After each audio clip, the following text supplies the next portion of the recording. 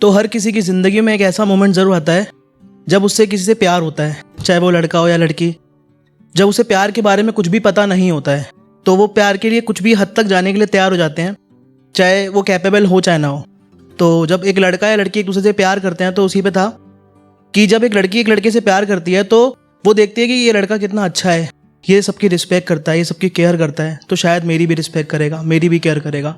और वहीं एक लड़का ये सोचता है कि जब इस लड़की को मैं पहली बार अपने घर लेके गया था तो इसने मेरी माँ के पैर छुए थे, इसने मेरी माँ को माँ कहकर बुलाया था। तो वहाँ पे वो उस लड़की से बहुत ज़्यादा कनेक्ट कर लेता है। तो वो सोच लेता है यही है सब कुछ, अब यही है जिससे मैं बहुत प्यार कर सकता हूँ, यही है जिसके लिए मैं बहुत कुछ कर सकता हूँ। तो प्यार की बहुत सारी बातें थी, तो कुछ खाली आखिरी मुलाकात के बारे में लिखा था मैंने। तो जब अपनी ज़िंदगी की आखिरी मुलाकात मैं उससे कर रहा था तो वो मेरे पास आई, मेरे हाथों को अपने हाथ में लेकर बड़े प्यार से बोली कि चलो ना, अब ख़त्म करते हैं। अब नहीं झेल सकती मैं, अब मैं नहीं रो सकती तुम्हारे लिए, अब मैं नहीं मना सकती अपनी माँ को तुम्हारे लिए, अब मैं नहीं बदल सकती जो हमारे नसीब में लिखा है, अब मैं नहीं चल सकती तुम्हारे साथ, अब मैं नहीं मना सकती अपने घर वालों को तुम्हारे लिए, अब मैं नहीं बदल सकती जो नसीब में लिखा है हमारे, चलो ना अब ख़त्म करते हैं इसे। उसने कहा शायद अब सही वक्त आ गया है हम दोनों के अलग होने का, शायद इसके बाद मैं तुम्हें कभी नहीं मिल पाऊंगी, शायद इसके बाद हम दोनों ढंग से बात भी नहीं कर पाएंगे। और उसने कहा मैं कोई बहाना बनाकर तुम्हें छोड़ के नहीं जाना चाहती, मैं कोई बहाना बनाकर इस रिश्ते को ख़त्म करना ही नहीं चाहती, मैं ये कहकर रिश्ता ख़त्म नहीं करना चाहती कि तुम बदल गए हो, तुम पहले जैसे नहीं रहे। और ये नहीं कहूँगी तुम्हें मुझसे अच्छी लड़की मिल जाएगी, शायद नहीं मिलेगी, मुझसे अच्छी लड़की तुम्हें नहीं मिल पाएगी, क्योंकि अगर मिल भी गई तो तुम मुझसे उस तरह से प्यार कर ही नहीं पाओगे जैसे तुम मुझसे प्यार करते थे। लेकिन मुझे माफ़ करना, उसने कहा लेकिन मुझे माफ़ करना, मेरे घर वालों का 22 साल का प्यार तुम्हारे 3 साल के प्यार पे हावी पड़ गया। तो मेरी माँ के देखे हुए सपने को मैं नहीं तोड़ सकती, मैं उनकी आंख में आंसू नहीं देख सकती तुम्हारे लिए, तो ख़त्म करते हैं इस रिश्ते को।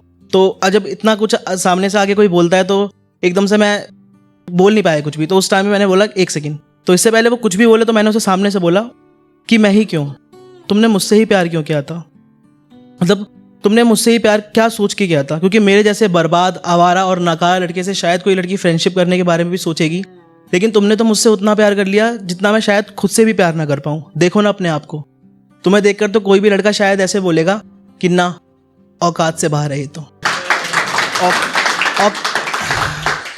ये लड़की जिसे भी मिलेगी शायद वो नसीब वाला होगा, लेकिन तुमने तो मुझसे इतना प्यार कर लिया जितना मैं खुद से नहीं कर पाया।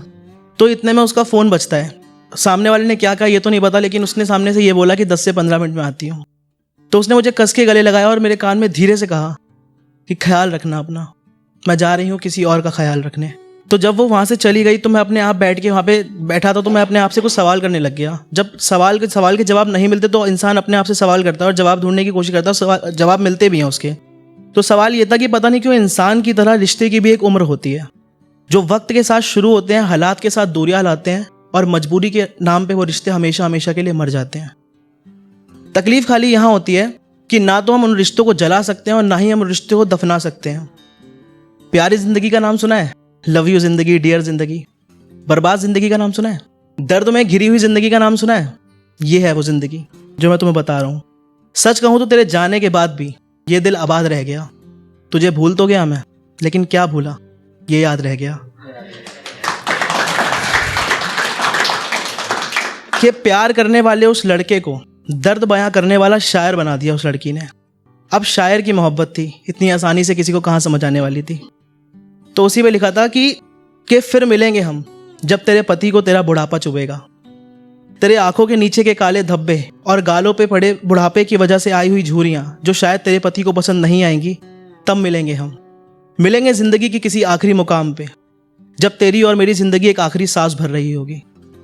इस उम्मीद में मिलेंगे हम कि इस बार मिलेंगे, तुम बिछड़ने के लिए कभी नहीं मिलेंगे हम, और दम तोड़ेंगे हम दोनों साथ में अपना, ये सोचकर कि अगले जन्म में तू मेरे लिए नहीं रोएगी और ना मैं तेरे लिए रोऊंगा। अगले जन्म में मैं शायर नहीं बनूंगा, अगले जन्म में हम दोनों की मोहब्बत अधूरी नहीं रहेगी, अगले जन्म में हम फिर मिलेंगे।